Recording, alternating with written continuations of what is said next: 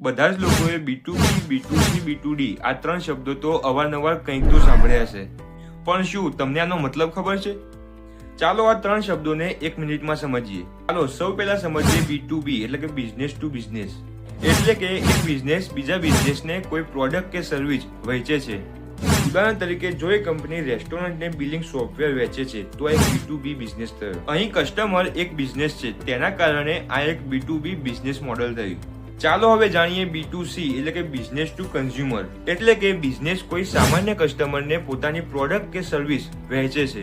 જો કે તમે મોલમાંથી કપડાં ખરીદ્યા, મોબાઈલ ખરીદ્યો અથવા ઓનલાઈન કોઈ વસ્તુ ઓર્ડર કરી, આ એક B2C એટલે કે બિઝનેસ ટુ કન્ઝ્યુમર પ્લેટફોર્મ છે.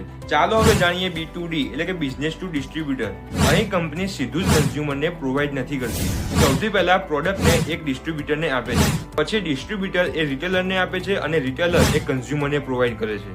એક સિમ્પલ લાઈનમાં યાદ રાખો, B2B એટલે કે બિઝનેસ ટુ બિઝનેસ, B2C એટલે કે બિઝનેસ ટુ કન્ઝ્યુમર, B2D એટલે કે બિઝનેસ ટુ ડિસ્ટ્રીબ્યુટર.